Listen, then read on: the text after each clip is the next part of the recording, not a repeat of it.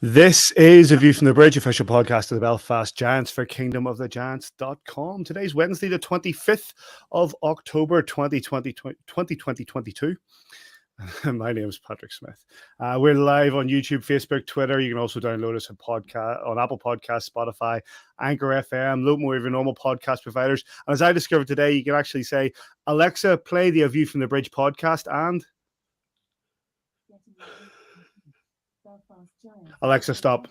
Do you realize that you've just caused chaos in homes all over the place? Yeah, good. I hope so. You sure you do that and it'll come up on this week's show. Alexa, tell me a dirty joke. Unplugging Alexa now. We're off to a flyer. Brilliant. The mixed weekend for the Belfast Giants, a victory in Wales and just falling short in Surrey. We'll get to those games shortly. Scott Conway is our guest on the fan agenda. Joe will be giving us all the news from around the league, and there's 3 games in the next 7 days for us to have a look ahead to. Mr. McGimsey, how are you doing? Good evening, Patrick. I'm not too bad. Not too craig bad. What's the drink of choice tonight, mate? A little Moretti. Found a bag of beers downstairs that somebody brought back from a party, so I've put them in my fridge in my bedroom and just been taking them 1 week at a time. Well, we were ready. Nice. Joel, how you doing, buddy? Oh, was there a big gender reveal this week, mate? We are having a wee... Did you have a big party? Did you have where something exploded?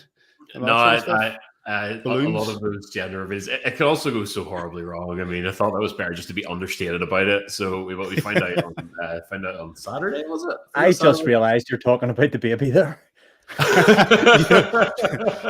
Congratulations, Joel, or do we say they, or what is it these days, Joel? We are having a baby boy, and a little boy. Very, very delighted. Would have been delighted regardless. You know, it's one of those things. You want everything to be as healthy as possible, and you know that things are progressing well. But a boy sounds about right. Take it from me, Davey has 2 little girls, beautiful little girls, but take it from me as a little boy. Girls are great. They're intelligent. They're to the most part they'll do it at this point. Declan, he's 3. He's just going wild, punching Chaos things, agent. Jumping over and just wrecking things. Declan the Destroyer. So yeah, love that. Yeah, thank you. Not for the first time this week. You've given me really encouraging words. Thanks, buddy. Yeah, that's the way I'm going to do it, mate. Anyway, let's crack on with the show. We're going to start actually because tomorrow, Davey, is actually quite a special day. Oh, yes. Oh dear, here we go. I forgot about this. You got a little bit of action there, have you? I do have a little bit of action about to share. There it is. Tom Darnell. The 26th of October 2022 marks 20 years since the Nottingham Panthers came into the SSE. Then the Odyssey Arena and a brawl took place. Davey. You know, it was one of those end of the game. I think the pocket rocket, am I right, standing on the other side of the glass. He is. Wayne McCulloch is there. And, you know, I think at this stage, Paxton's got a good one-on-one going there. Nygaard grabs him from behind. I think Pobart's involved as well. Somebody wriggles loose from somewhere else. And this is just disgusting at the end of the day. And Nygaard had the faces Waterloo on I think it was the 31st of December that year, or certainly into December. They went centre ice, of course. Formerly of the Nottingham Panthers, Gary Moran said Barry Nygaard never lost a fight, but he got fed his dinner that night. And unfortunately for Paxton, you know, that left Paxton with proper life-changing injuries. And it's not something Paxton really ever was to talk. I know we've got the never forgive, never forget. And that's for one of the main reasons, because a friend of ours got really seriously injured playing a game. Yes, you know there's risks involved in fight. There's Ricky as well. You know there's risk involved, and these big guys like Paxton all knew the risks. But that was dirt. That was from behind, punching in the back of the head, causing serious brain injuries to Paxton. It's not something that I know 20 years on burns as hot in my veins as it ever will. I hate that Panthers organization, everything that ever came out of them. The M42 is the only decent thing that ever came out of Nottingham. It was one of those. I wrote a piece long ago for Kingdom of the Giants about I remember back and it was put it on, get it back on again. I'll have to find it, but it was one of those that it was. Nottingham Panthers fans always give a bit of a never forget, but it's not that. It was a coming of age for the Belfast Giants as an organisation, the Belfast Giants fans as fans watching the game. You know, it was a second season, a season that we went on to we went on to win the title. It was second, I think it was third season. Second 22. Second season. We went on to win the title, but it was one where third season, really. 2000. Oh, there's Ricky Stagg watching. Hi, Ricky. Hey, Ricky. But it was one of those ones that it was the first time something that happened like that had happened in our arena. It was the first time we'd seen something like that happen to one of our players, and it brought us on as an organization, brought us on as a fan base, and introduced us a lot more people to that element of the game. And yes, it's something that we remember, and yes, we do have the never forgive, never forget sort of mantra that we put towards it, but that's more of a case of us than it is about anybody else. Joel, what did you, I guess was just to be fair, I have Paxton's shirt from that night and he wrote it on the fight strap, so that's good enough for me. Absolutely, mate. Joel, he's not forgiven, he's not forgetting. From your point of view, mate, obviously you're a lot younger than us. I do never ever bring that up. Actually, I find it a very sensitive topic, but I am a lot younger than both of you, despite how haggard I look right now. Yeah, look, it's folklore, isn't it? It's in the same way. Not to jump straight into a football comparison, but you grow up around a club and here where we're from. Obviously the Belfast Giants don't predate the year 2000, so most people my age have grown up around a football club, and you have the old boys sort of put their arm around you, telling you stories, war stories of the olden days, telling you how it used to be, big finals, big games, whatever else. And it's kind of like that. It's the Giants version of that for me. It's one of those things that once you scratch the surface of the club these days, you will sooner or later hear the story of and the origins of one of the kind of great rivalries. And I don't care if Panthers fans say that it's not a rivalry. It's one of those things that burns bright for us, and I don't really care what they think. So yeah, look, I mean, I definitely don't have the burning fire that Davey has, but I'm very familiar with it, and I can definitely understand it. I think these days, if you're going to rank Giants, rivals in terms of on the ice and the teams that there's that much ill feeling about, or the most ill feeling about, it's Cardiff, it's maybe Sheffield. But the Nottingham Panthers has never really gone away as the sort of archetypal enemy team in the league. And it's because of that. I always enjoy when you boys pull up a sandbag. I like hearing stories from the olden days whenever TV was a lot more grainy. And of course, I say tomorrow marks 20. I'm still struggling to deal with the fact it was 20 years ago, but tomorrow marks 20 years since that event took place. And of course, the Belfast Giants play tomorrow night. So a bit of a request out there to Neil Whiteside. If you can get it on all the screens, get a commemoration going, that'd be great. Thanks. Totally right. I guess. Any thoughts yourself, Patrick? You're allowed your own. Yeah. Why are you asking me? Well, like I say, it was a bit of bile spill out there. It's like, I remember it very well. I was stood on the bridge. It was funny enough, when that took place. And like you say, you see down below, you can see Wayne McCulloch, who was there, who was banging on the glass. And we're like, get him on. That's brilliant. Involved. But I recall very well about how Nycar was getting stuck in. He got a travesty of the game awarded to him as well. And I remember being in the bar afterwards and we were just talking about it. And it just was one of those things that will always stick in my brain as being a seminal moment in my early career as a fan of the Belfast Giants. That game also had Corey Carlander kicked out for diving, basically doing a Superman in the second period. I think second period, and getting kicked out of the game. His lovely wife at the time came by to ask where he'd gone because she'd missed that he'd left the ice, and we'd tell him, "Oh, he's been thrown out of the game." But it was a game that was full of events, and a game that we won. Yeah. And that's their mine. And 20 years ago, mate, tough to contemplate, but there we are. Here's to many memorable days, but that one will stick in the craw for forever, I think. Anyway, right, let's crack on. The Belfast Giants returned to league action this week, and they travelled for the first time for a league battle against the Cardiff Devils and were victorious with a 4-2 win over Cardiff in the Calbon Arena. The Belfast Giants raced to a 3-0 lead through Lake Goodwin and Conway before Trevor Cox on the power play got one back, and then Blake Thompson made it 3-2, and Goody on 50 minutes finished the game at 4-2 in goals. Jackson Whistle, 36 shots against, 2 goals against. The other side, Ben Bounds, 26 shots against, 4 goals against. Tom Perring and Matt Rose were the referees. Davey, you were on the gantry there. Strong performance from the Belfast Giants. Yes, I guess advantage is that it wasn't our first visit of the season. Having that preseason game there, I think probably helped the guys out a little bit. In terms of performance, coming out in that first period so hard and really sucking the atmosphere and the emotion out of the building was really crucial. And come 15 minutes into that game, we were dominant. Yes, the Cardiff Devils had their chance, and yes, I thought Jackson Whistle was absolutely superb between the pipes. I think he turned away something like 34, 35 shots across the course of the night, but getting those 2 early goals was really crucial. That second period, as you would expect, a bit of pushback from Cardiff, but Conway coming up as he has, I think it's 17, 18 goals through 16, 17 games. He's just been on fire. He really has. He's been really lethal so far. They get the power play opportunity, of course, and on fresh ice, they've come out and they've brought it back to 3-1, and they've re-engaged the building and coming with that second goal. And Adam Keefe calls an absolutely superb timeout for me, and he drains again. He almost drains the arena.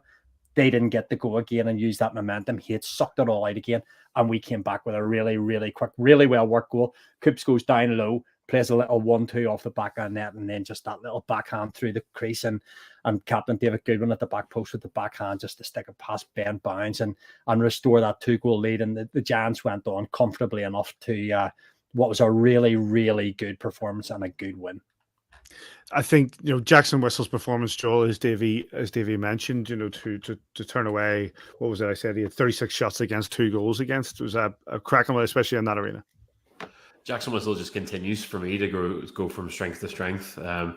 I think maybe we've talked about goalie selection and how it's sort of chopped and changed, and how a goalie being pulled is not necessarily on the goalie and whatever else. But with all of that set aside, I think it was telling that Wiss was the go-to for this entire weekend, and I think he was rightly in between the pipes this entire weekend, even in the loss that we'll come on to talk about. But yeah, look, Wiss is growing as a person. You have to remember he came to Belfast so young. He was fresh out of the WHL. He had sort of historic hip problems that weren't dealt with. He's had fairly big surgery to get those corrected, and it's taken him a while to kind of come back and feel completely comfortable. But I think we're starting to see Wiss at his best now. And to be honest, I still think there's a lot more to come from him as well as he continues to grow. But he's right up there now in terms of the league rankings for save percentages, and it's great to see. I just hope that Peyton Jones's confidence is good, and that Peyton Jones is working away, and he knows that he'll get his chance, and he knows that he'll contribute to this team. But it's no bad thing for us to have two good goalies kind of duking it out. Davey, for us to race ahead like that and get those 2 goals and 3-goal lead against Cardiff, obviously in recent years Cardiff have been up there battling, but for the Giants to take that the way that they did, and yes, the Cardiff battled back, but what was it about Cardiff that made that they were struggling against the Giants?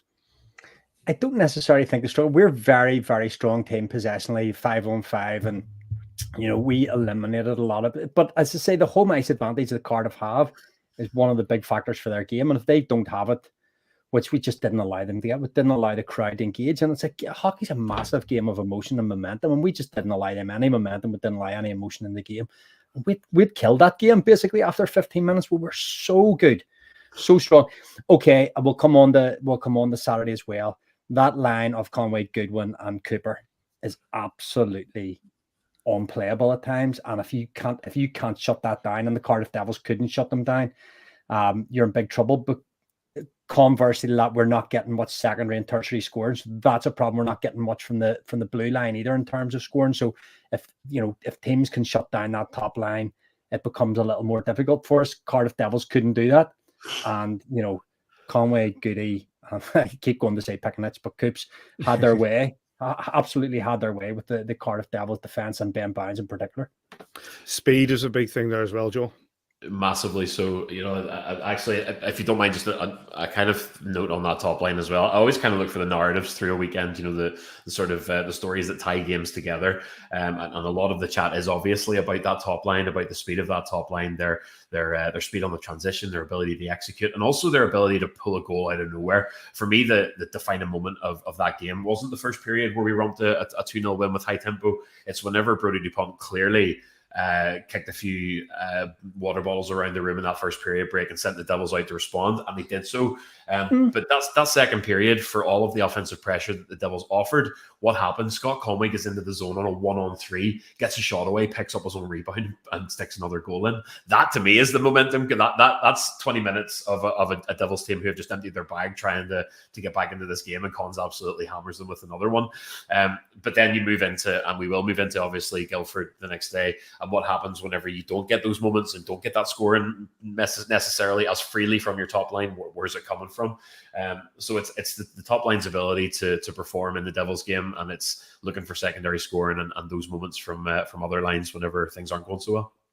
Dave, you agreed on that point of Brody DuPont getting them motivated for the second period? I think they were a lot stronger in the second period, and we had to be defensively really sound. And when I say defensively sound, I mean all 6 guys in the ice had to be defensively sound, and I think we were. We got, sometimes you can be critical about lines not scoring, but like Steve Orry, Chad Butcher, Tyler Soy were doing so much work going back towards their own net, which sometimes, you can't factor in the amount of block shots. I think I had a little row with Finney on Twitter on Saturday morning. I think we blocked. Is he still around? But it's talking about the Cardiff Devils out hit us. Well done. You get a hang a banner. Hang a banner. Where loads of hits, 22-23. Well, my point, I guess, on hits versus blocks, I like blocks as a better metric of how you can gauge, in terms of what affects a game more. In terms of statistics, roughly every 10 shots a goalie concedes a goal. Roughly, if he gets 10 at his belly, he saves all 10. But just roughly over the course of a season, they save 90% of the shots. So 1 in every 10 shots goes in net. If you block 10 shots, you've basically statistically avoided a goal. So I'm just saying it's a better metric, and we had 10 guys, and every D-man on Friday night had a block shot. Every D-man had multiple shots on goal. So we got a lot of offense and defense from the blue line on Saturday or on Friday night. So, in terms of buy-in, yes, through that second period, Cardiff Devils came hard, but we were able to stand up that. As you say, Coop's going down that left wing and just popping it into Cons, who's able to, all that 2 touch and 1 touch to play before a game, just taking it off his skate. And it's actually off his skate to save and reading, reacting and going in and getting his own rebound to put us 3-0 up. And at that stage, we were really solid. And unfortunately, I'll call a couple of ropey calls for sure. Put us up against it, and coming out with that sheet of fresh ice in the third period, let them get back into the game quickly. But we were able to stamp ourselves back in that game. It's just a real professional performance on Friday night. Yeah, a 4-3 win for your Belfast Giants in Cardiff. The highlights from that game are available from our friends on Devils TV. And that's all that happened this weekend. Here's Scott Conway. It was, you can get those Devils more great. A great broadcast. Well, I was trying to think of what it was. Great from Murph and from Sheds. How were they, mate? Did you see Murph and Sheds there? Yes, I did indeed. Dropped them down a wee coffee. I promised the coffees. It took me 3 hours to get from Bristol to Cardiff, so it also took 3 hours to get back again. So I couldn't go on the bridge. Hard to know. It's like there's a red line in the sat nav, and you sit in traffic for 20 minutes, and just for no reason, it just goes at 40 miles an hour again, and then stops again 5 minutes. And it goes away. Yeah. No rhyme or reason. So I couldn't get the nice.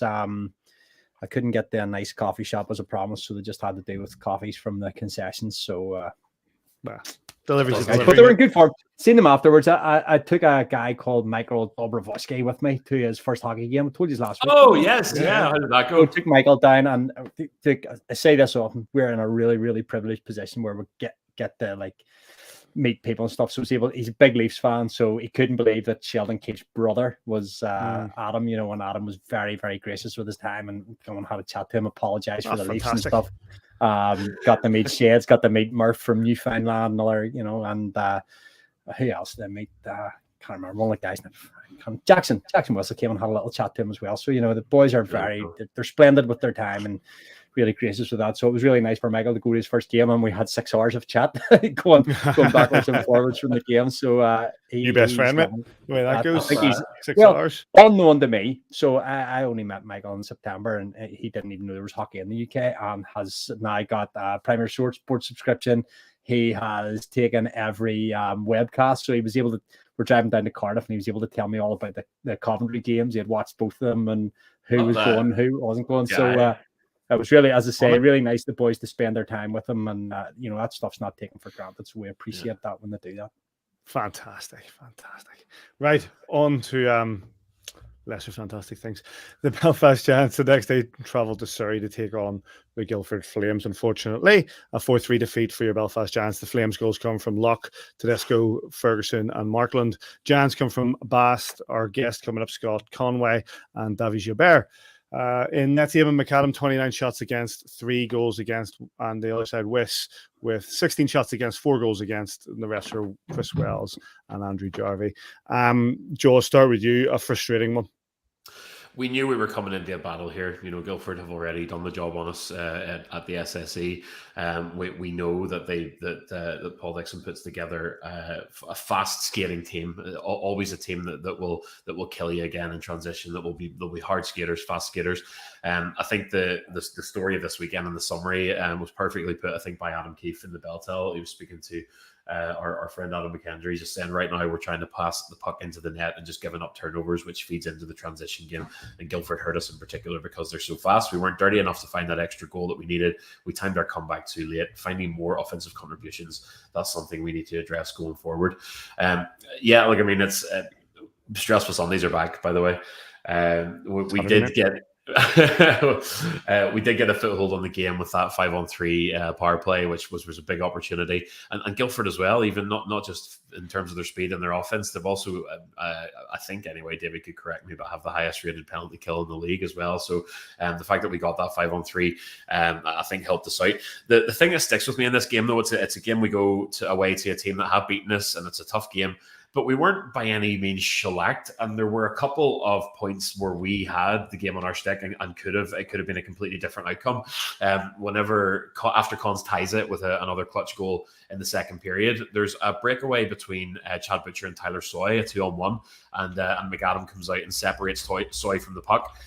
You've seen that go in kind of 8 times out of 10, and then obviously David Goodwin has that opportunity on the penalty shot. So I'm not taking too much I'm not beating myself up too much about this loss. I think that there are a few pivotal moments where it could have gone the other way. And again, as Adam Keefe says, if we had the secondary score and if we had the other lines contributing in the same way that Coops, Cons and Goody are doing, it could have been a different story. But you're not looking at that and seeing any sort of fundamental flaws or holes in our kind of title defense or domestic season. I see things that can be corrected and worked on. Davey, obviously you were at this game as well, and one of the things you highlighted, especially on our chat, was the problem with the line change, which was quite apparent in that first goal. Well, we just kind of got caught a little bit cold. This is a new rink for a lot of guys, and we just, first shift, 45, 50 seconds into the game, and you can see, I think it's Gabe Bast going off, and probably he was probably with Foley and I think Cully jumping on, and they've just allowed a stretch pass to the right wing, and it's the first shot Jackson faced. Yes, we're a little bit cold, probably just got caught cold there, and you're 1-0 down against a team that have played well against you this season. Joel would say it as well. Fundamentally, we played really well the other night. Actually, yes, we could have taken a little more chances. I think we outshot them like 2-1. I think Jackson had about 16 shots on. We had about 30 shots on, and certainly through the game we had opportunities where we could have. You've talked about Tyler Soy's opportunity. You've talked about the penalty shot from David Goodwin. But we played well through this game. There was opportunities to get back on top. Taking that penalty towards the end of the game with a high stick, I think it was, and we've even come up with a short-handed goal. So, we've scored every way we could this weekend. We've had power play goals, we've short-handed 5-on-5. I think we're a really, really strong team, and I think somebody that might be coming on very soon, as he had a chat with somebody on the way off the ice, says we'll see you, and we'll see at the end of the season how things. That's not exactly what he said, but something along the lines of we'll see. We'll see how things are at the very end of the season, and. You can't be too disappointed. You can't get the, all that cliche stuff that we're talking about not getting too low or getting too high. I think that we will be looking, as Adam Keefe says, we are looking for that secondary score. And yes, David Gilbert came up with a goal where I think the first one's really nice on the 5-on-3. We've played it in, and it's a lovely read and react from Gabe Bass to step in there and get a stick on, after there's been a shot and it's came out as a bit of a rebound. McAdam played well. Sometimes it happens, boys. Their goalie played well. We couldn't get that secondary scoring. it happens. I'm happy enough that it was a good performance with boys, and particularly nothing to worry about as such. Are the Flames the real deal, Joe? It all comes down to staying power, doesn't it? It comes down to your ability to sustain that for a long time. I don't want to disrespect, the teams like Guildford Flames, like the Coventry Blaze. But it's one thing to have a hot start to the season and have momentum behind you. But completing an entire Elite League season and getting through it and consistently putting points on the board, home and away, whenever everything's against you, whenever you're short benched, whenever you've got players missing, that's the real test. And at the minute, the Elite League, I think, sometimes suffers from its broad predictability in the past number of years. I think it would actually be really good for the league if other teams were able to compete and other teams were able to keep up the pace that the sort of 2 or 3 that you could maybe guess after Christmas will be running away with it. I think it would be great to see the Coventry Blaze and Guildford Flames in the mix come January, February time. But at the minute, I struggle to believe that that's going to be the case. Davey? They've got real deal players. Locke at the back. They've got good goaltending. Tate, Lagovic on the penalty kill. Tate has speed to burn. Tedesco. So they've got 4 or 5 real high-end players. Do they have the depth to sustain a challenge right through the winter and into the spring? I'm not so sure. That's not to say that Paul Dixon won't add a body here or there, but while they've got that, it's a bit similar to Belfast Giants in that they've got 4 or 5 players really, really going, and when they're hot, and that's what's sustaining them up towards the top of the standings. I think Tate is the real deal. Really, really high quality player, and speed kills. We talk about it in our team who's got speed, and we've talked about it for years. Steve Thornton loved the recruits get speed. Speed's something very, very hard to defend against, and he's a really high skilled player as well as just saying he's a speed skater. So they have players, Tedesco, Tate, to say Locke, McAdam, 4 or 5 really, really high end players there. So I don't think they've enough to sustain a title challenge, but they've certainly started very well. McAdam, I think, really impressed me in that game. I thought he was excellent, and the one back at the SSE Arena. Right, the highlights in that game from Flames TV on YouTube. You can get that. Let's crack on to the fan agenda, brought to you by our good friends at Belfast Giants TV, a guy that we really enjoy having on this show, and the man who's scored at the weekend and is continues to impress, of course, Scott Conway. How are you doing? Hey, go ahead, tell him. Oh, good. How you guys doing? No, we got a delay. We'll see how we get on that. Turn your phone sideways. Oh, it's a bad delay. Can he hear us?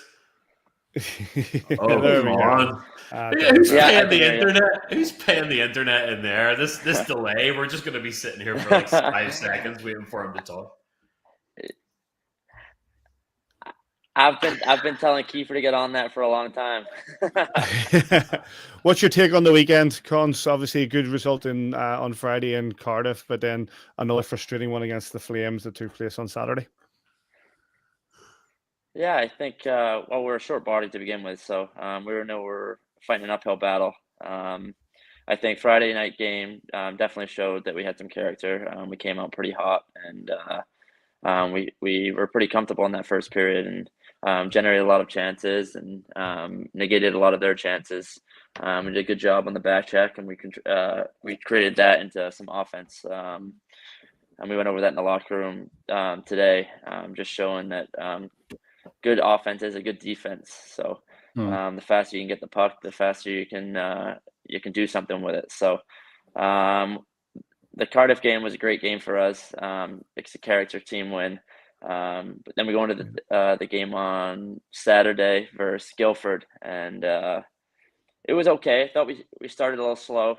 I think the guys were a little tired, playing a lot of minutes the night before, but I think that we stuck with it throughout the whole game. Guildford's a good team, but I think for the most part we had our shot of winning that game. Like you said earlier, we had Goody's breakaway or penalty shot, Gilbert's breakaway.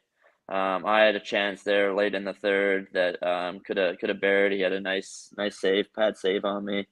Had a chance in front. I had Goody back door and didn't see the puck coming. But yeah, I'm confident in our team. It's a long season, and I don't think that don't count me wrong, but I don't think Guildford's going to be there at the end of the year fighting for that number 1 spot. You don't think you don't think they're the real deal? You think that they're just we've stumbled against them? Yeah, they had good goaltending against us. I'm really good friends with Ryan Tate. He played in my same school as me, and just saying that the goaltending there has been hot against us. McAdam played with David Goodwin and at Penn State. I played with him for a year too, and so he's going to bring it. Being against a roommate, which David was of his, and trying to show.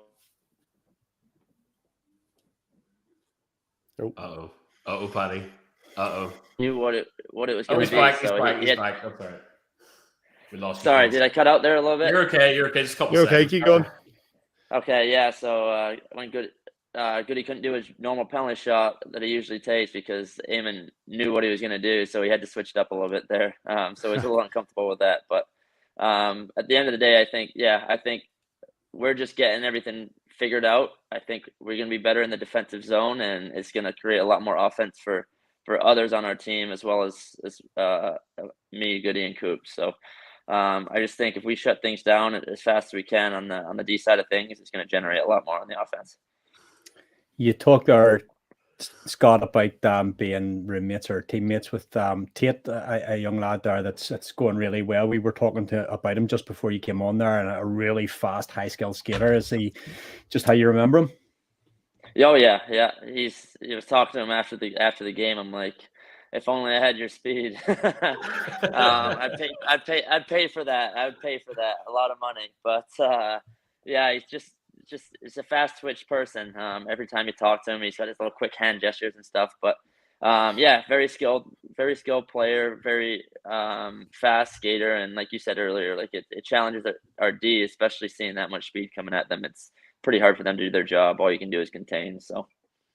And you say that we're working on. So we've had a couple of incidents over the last couple of weeks there, where I think it's their second goal probably, where we chip it up the wall, and we all sort of think Coops is going to clear it out, and we have gone to sleep, and 4 of us are on the half wall, and Goody's on the left wing. The center ice is just completely vacant. So that's things we're working on this week. That's exactly right. Yep. Okay, Joel. Correct. Cons, you've been playing. I mean, when you went back to North America in 2009, when we were playing out in Detroit, I think it was AAA. You've been playing hockey for you're not the oldest veteran on the team. Good evening, Mark Garside, but you have been playing for a long time now. You still seem to just have so much fun when you're playing hockey. Like, how much of that, you can tell us there's nobody watching, how much of that is playing up to the crowd and enjoying a celly, and how much of that is just still there's so much fire in your gut for what you do? Yeah, I mean, you know me. I'm a competitive guy. If I can score, it just fuels that. So I just enjoy it. If you don't enjoy your job, what you're doing, then you're doing something wrong. So I just try to live every moment as I can. I'm living the dream right now, and if I can be a better hockey player, I'm going to try to be it. And yeah. So, I mean, here's the thing. Elite Prospects has added a projected field to a lot of their player records this year. You're currently on pace for 54 goals, 72 apples, and 126 points. How do you feel about that? Take that. Every day. It's not enough.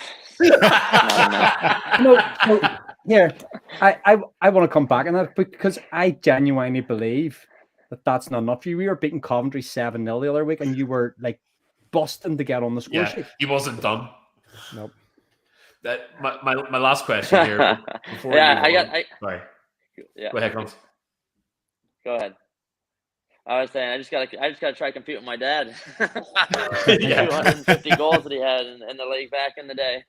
You got to compete with the greats. You'll always be in that shadow. No, the one thing that I wanted to sort of ask, jokes aside, you saying you need more and whatever else, you could have gone to Europe this summer. I mean, there's no way you couldn't have taken something. My personal opinion on Scott Conway is you drop you anywhere, the extra league of the Dell in Sweden, wherever else, and you're going to go and put numbers up and do a job, and you're going to be up there in terms of depth. Stop selling him off. We all know this, Patrick. This is a fact, and we're holding on to him for dear life, just hoping he doesn't go away. What was it that made you come back? What was it that brought you back to Belfast? You're bound to know, obviously, that, and you're bound to aspire as well to see what's going on in Europe and where you can take your game. It seems to me like you do have a real love for this club and for everything that's going on around it, the energy around the place. Yeah, there was definitely a few things that pulled me back. First was the city and stuff like that. I think Belfast is a top 5, top 10 organization in Europe. No matter what leagues are, obviously leagues pay different, but you have to consider that as well as the lifestyle. If you go to like Austria, Denmark, Sweden, Finland, half of those places don't speak your language. It's going to be tough, tough on staff coming over there and trying to figure that out, where to get groceries or where to even go to the toilet when you're out. So that's tough. At least she understands the language and she's speaking a little bit of Belfast to you guys now. But yeah, so that was another pull. I mean, and then obviously the great core group that I knew was coming back. I'm close with those guys, and it's hard to just say, hey, bye, we'll see you later. Maybe we'll see you in a couple of years' time or whatnot. So that was another big pull. I knew I had a lot of opportunity when I'm playing on this team. I had a decent year last year, so I was expecting to better that this year. So as what you're saying, if I stay on pace, I'll be all right. Please, just keep going. Keep going. Let's take it to Twitter, and we have Twitter, and some questions that have come in from people who are watching. We're going to start with a bit of a controversial one coming in from Graham. Right, I want to share this picture. How do you feel about this picture and the ratings that have been used on NHL? 76 skating, 70 shooting, 64 handling, 71 checking, 65 defense for an overall of 69. That's disgusting. I think the skating's a little too high. That should be around a 45. But other than that, it's pretty accurate. Brutal. As the resident stat guy, like I'm gonna bounce in there on defense here and defend the defense, saying like leading the team in plus minus. So I mean, that's yeah, hard. I strive in my defensive game, so that's kind of embarrassing, should I say, for the person who made that. But if you're considering you got to compete against NHL guys, I get that. They're on a whole new level than what we're playing at. But yeah, shot. Does that say shot? SHT 70. Yeah. I think that should 70, be a little higher. 70 My for skating shooting. should be a little lower, but 64 for 71. I'm handling. soft as puppy shit. Come on now. That's the truth, man. No, I heard that. So good. Have you had a go trying to play as yourself?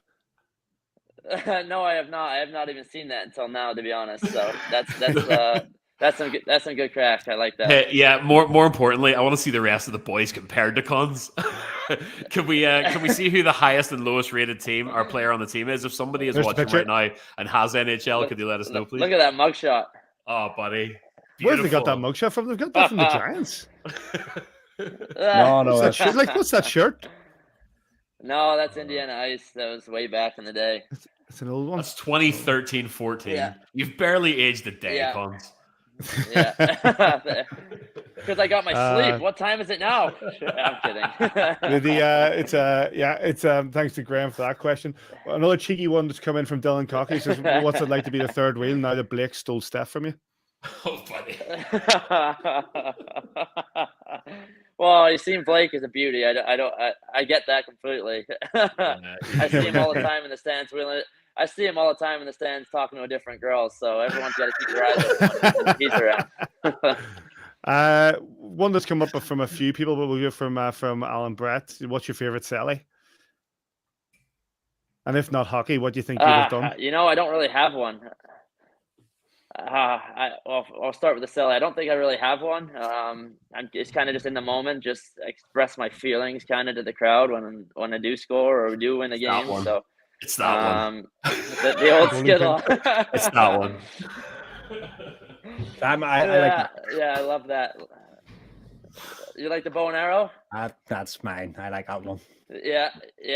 Used to be a Alright, I'm guy gonna that have to do played that for a next football team I game. support. Used to do the bow and arrow as well, so I quite like that one. He broke a few hearts with All that right, as I'm well. gonna have to do that next time.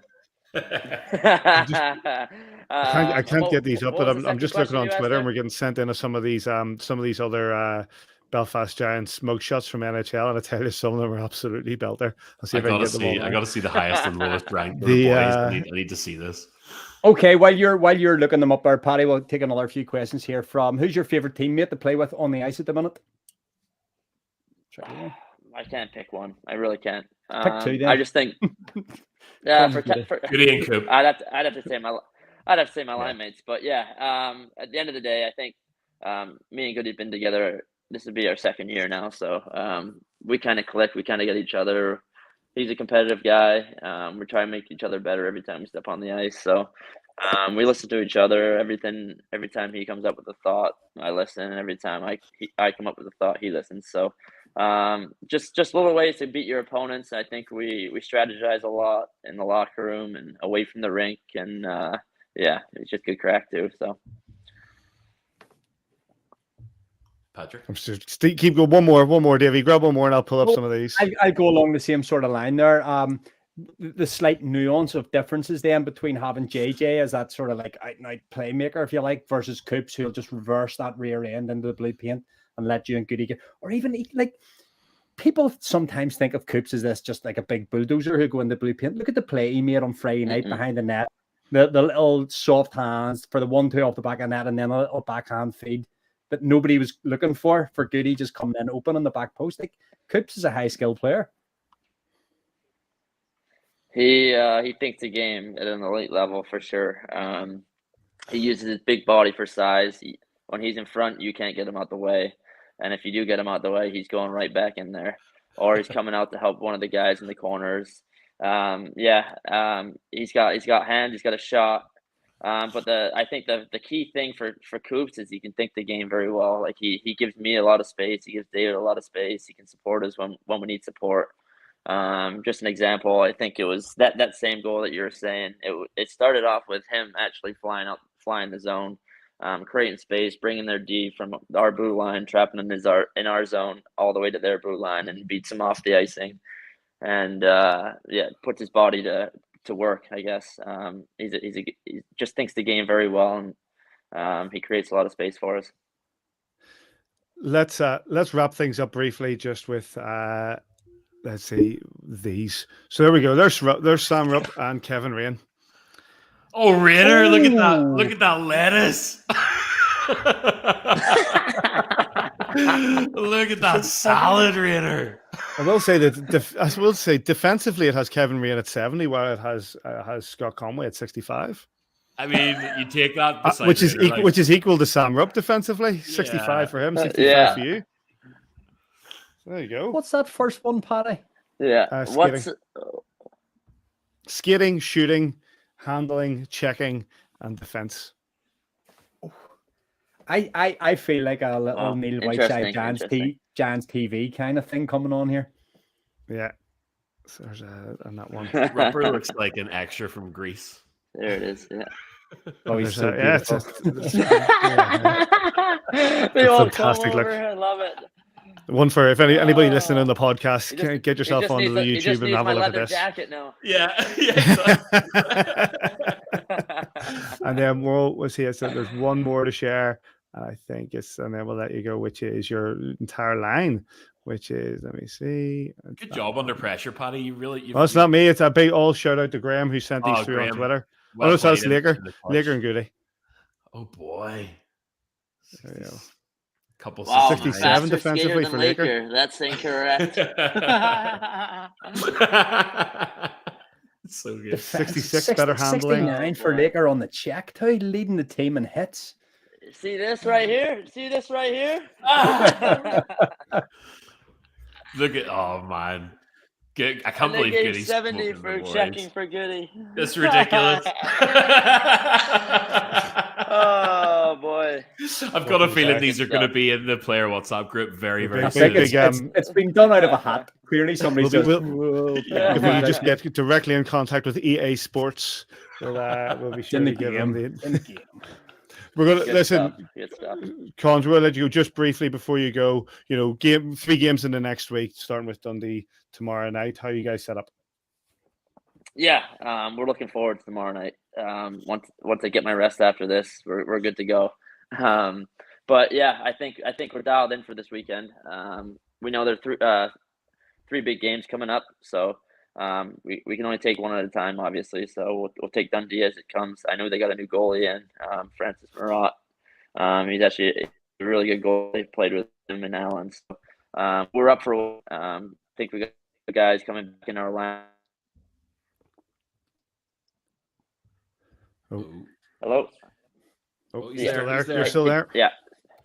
Yeah. So I said I think we have a few guys coming back into our lineup this next game here. So that's gonna give us a lot more energy for the games down the road. So yeah, we're excited to play these games and hopefully come out with 3 wins.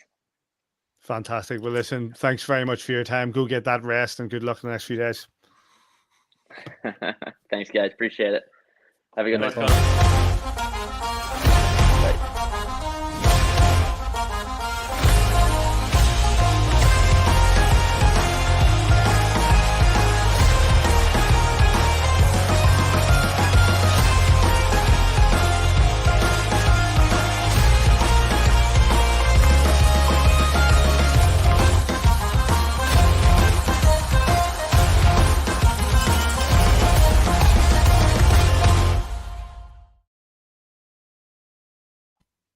Yep, there's time for the friendship. For big thanks to Scott Conway for his time and for the crack. Big thanks to everybody who got in contact on Twitter and the messages through this. Sorry we can't get to them all, but a big thanks for sending them through, and we enjoyed that a great deal.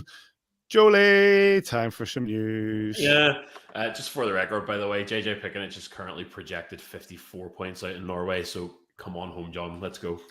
54 points in Norway and another 54 in Belfast. Yeah. do the Mike Hoffman and swoop in after Christmas to win a league title. Your news this week then, boys. This past week in the Premier Sports Elite League, on Saturday, the Manchester Storm started their weekend right with a 5-2 win over the Dundee Stars in Altrincham. I'm going to pull this page over to the other side of the screen because I'm breaking my neck. The Cardiff Devils stuck 5 past the Glasgow Clan without reply in Braehead, and the Coventry Blaze were beaten 5-3 by the Fife Flyers up in Scotland. On Sunday, the Clan became so close, but were beaten 4-3. Can't buy a win, but we're beaten 4-3 in OT by a Coventry side, to be fair, who needed their bounce back. That now leaves Malcolm Cameron's side without a single win in 15 competitive games. And if you've been on twitter.com this week, it's starting to get fairly unpleasant in the crowd there in Glasgow. The Cardiff Devils took it to OT but beat the Fife Flyers 4-3 in Kirkcaldy, and the table-topping Guildford Flames made it a 4-pointer with a 6-3 win over the Stars. There were also 2 Challenge Cup group games this week as the Sheffield Steelers left Nottingham with a 7-4 win on Saturday, and a bit of a barn burner of a contest in the old rivalry, and that momentum rolled into Sunday where they had a 6-0 shutout win back in Yorkshire, securing their place in the knockout round alongside the Giants, Flyers and Stars. So the Challenge Cup groups, pour one out for the Challenge Cup groups. They finally conclude on Friday with another Steelers v Panthers showdown, and the Devils rounded out with a home game against the Coventry Blaze. We should have a picture of that knockout round. A quick note on Team GB under 20s. Coach Martin Grubb has named his squad for December's IIHF Men's Under 20 World Championship in Lithuania. Among the names are your very own Max Stewart and Kel Beattie, alongside Belfast's own Carter Hamill, who is playing with the Leeds Knights this year. So congratulations to those boys. Great to see their development continue, and another selection to the under 20s. And we have, I don't know if you've got video, Paddy. I never spoke to you before the show today, but we have some DOPs this week. I don't know if you have. Mate, come on, I'm always prepared. Let's go. This isn't my first podcast. It is nowhere even near your first podcast. Happy 17th birthday this week to you from the bridge, by the way. You've been doing this a long time, my guy. David Phillips, formerly of this parish, quite a while ago now, was assessed a penalty for an illegal check to the head on Storm forward Jesper Orville on Sunday afternoon, which caused an injury, removing Orville from the game. This one's quite unpleasant, actually. I winced whenever I saw this hit in slow motion. Here, I have to say as well, sensational replays and really good slow-mo, clear crystal. It's some of the best kind of footage of one of these things I've seen. But anyway, still very unpleasant. Dob says Orville's in control of the puck in his offensive zone, driving to the net with Brendan Connolly defending, and Davy Phillips back checking. Connolly uses his body and stick in an attempt to hold up Orville and stop him from getting to the net. Orville fends off Connolly using his free hand, getting him in front and continuing to the net. Then with Orville tied up and slowed down after the battle with Conway. Oh, yeah, horrible. He, as it says, slowed down and tied up after the battle with Conway. Davy approaches from the side by cutting across the front of Orville's core, delivering a high, forceful check that makes the head the main point of contact. The snap on the head to the side is disgusting, where such a head contact was avoidable. They say it's important to note that Orville's head is the main point of contact on this hit. Davy's shoulder makes substantial, forceful contact through Orville's head, with the head taking the brunt of the force of the check.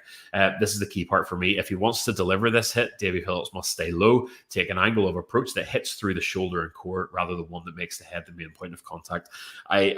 He knows going in at that angle, coming down the tracks with him parallel to him, that he's going to deliver a hit that's not appropriate in terms of the point of contact on the body, and with the player coming up and out after tangling with Collins. Can you roll that Paddy back again? At full speed. Oh no, it's okay here.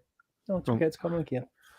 I'm not sure that Orville just doesn't turn ever so slightly. Just I don't know. There's not a lot of mitigation there for that. Look how high his feet are when they both leave the ice as well. Like, he's really chucked up. He's thrown himself up into that hit. I don't want to believe that of Davy Phillips, but what's been the outcome? I'm sorry, apologies. He has been. Haven't written it down, boys. Haven't written it down. Well, I'll get it for you in 1 second. Hold on, I got it for you here. It's 2 games. That's a very, very light suspension. I think that's incredibly lenient. Incredibly lenient. And Davy Phillips, formerly of his parish. Davy Phillips, great guy. Davy Phillips, not a dirty player in my opinion. I love Davy. Love him. That's a bad hit. There's just no. I'm trying to look at that. Does Orville just ever so slightly change his angle of attack just as Davy Phillips comes around here, because he's obviously going to turn to the net? I just don't see the mitigation there. I talk often when I'm talking about when we're doing tops that there's a responsibility on the player not to put themselves in a vulnerable position. There's a responsibility nowadays in the modern game for a D-man. I don't know what Davy Phillips can do, because if he doesn't make the hit, he's in on goal. Yeah. But the responsibility is on David Phillips there to make a better hit, and he has made a really, really bad choice there. And I think he is very, very lucky to only have a 2-game ban there. Very lucky.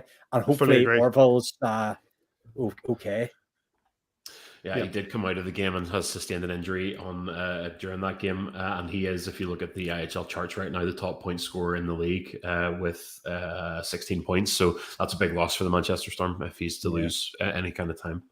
Look, and as I say, I love Davy Phillips. I had a really good time with Davy when he was here. He's a good presence about the place. But yeah, that hit was a shocker. The way that head snaps to the side is really unpleasant to see. So there you go. And just one last note, Paddy, there's no Premier Sports game this week. Your next live fixture with Aaron Murphy and co will be on Wednesday, the 9th of November, when the Sheffield Steelers host the Coventry Blaze at 7 p.m. on Premier Sports 2. Got to watch Sheds, by the way, for the Cardiff game, and I thought he was fantastic. Me and Danny were sitting kind of texting him in between breaks and stuff, and he was in really good form, but I was really impressed with Sheds beside Aaron Murphy. I think we said this a few weeks ago about the new sort of bringing in Sheds and what you call her, the Scottish girl who did anyway. The new bringing in the new people as well to sort of co-commentate with Murph to share the load of Paul Eddie. He's been a real success.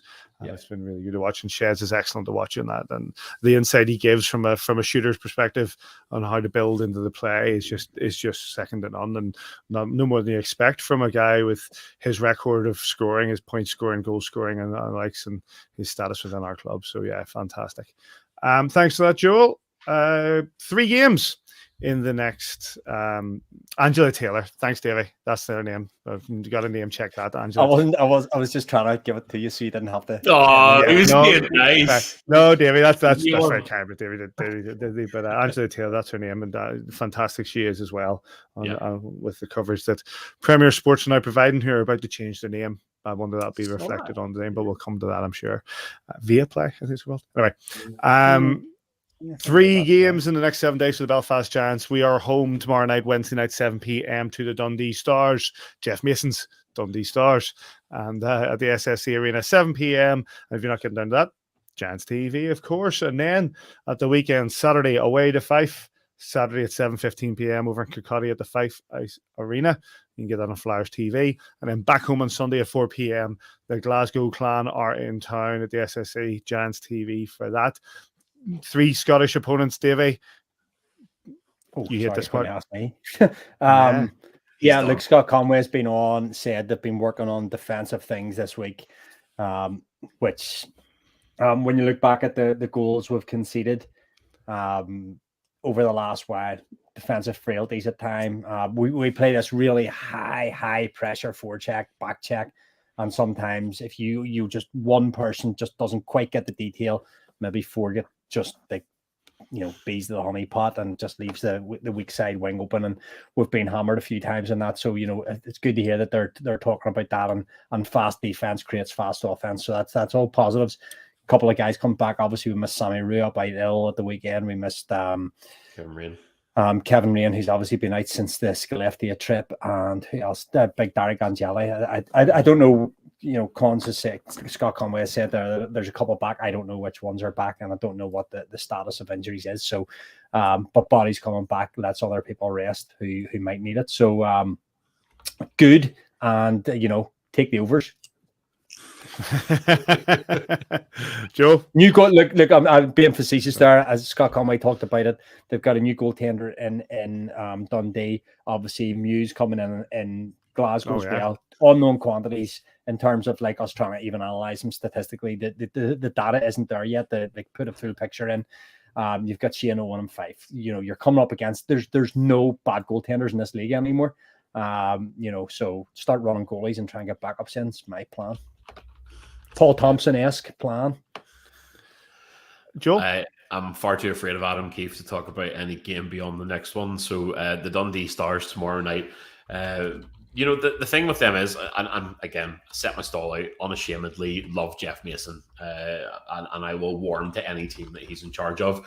They've been a bit of a mixed bag. They've been unpredictable, but the games they have won have been kind of upset wins. They went on a 3-game streak there where they beat the Nottingham Panthers in Dundee. They then went to Fife and beat the Flyers the night after. And then last Wednesday, they went to Yorkshire and beat the Sheffield Steelers. So no games are walkovers in this league. As much as I said that it suffers from predictability at times, any team on any given night can cause an upset.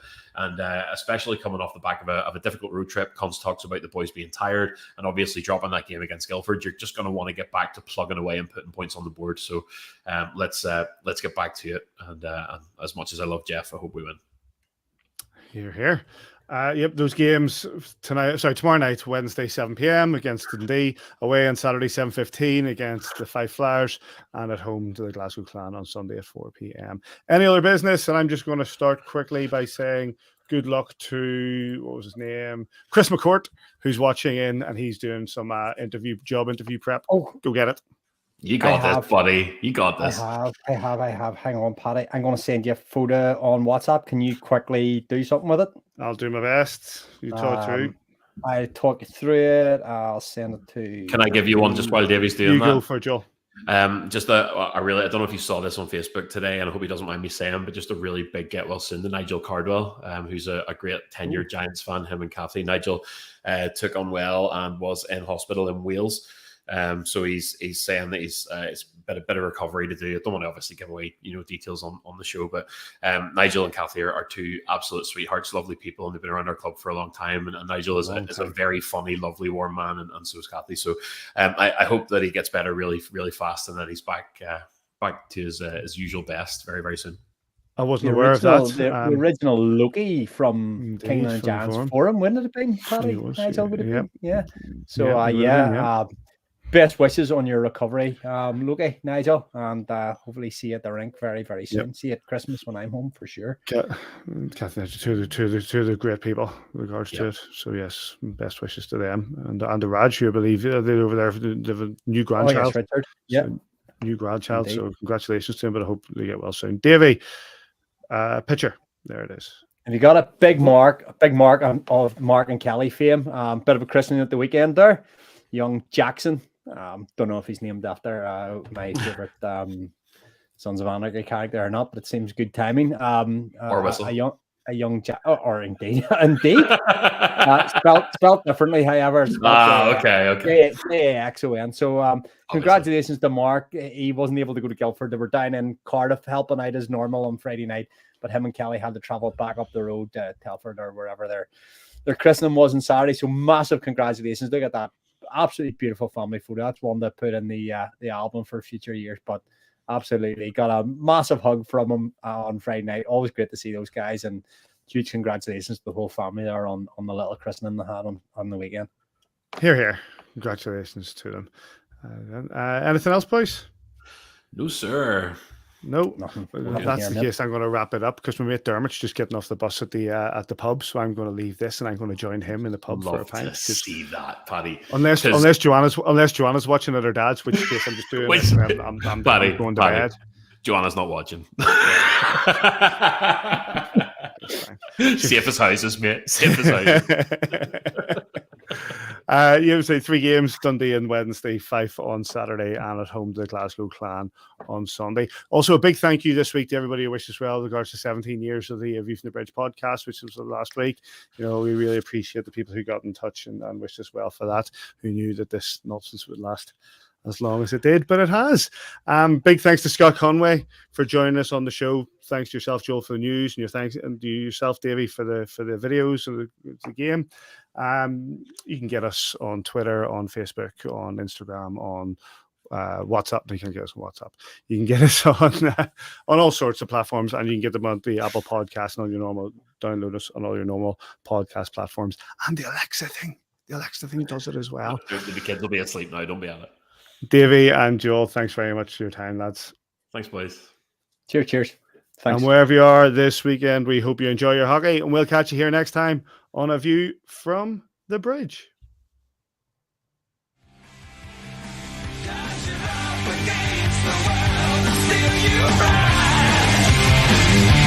Still you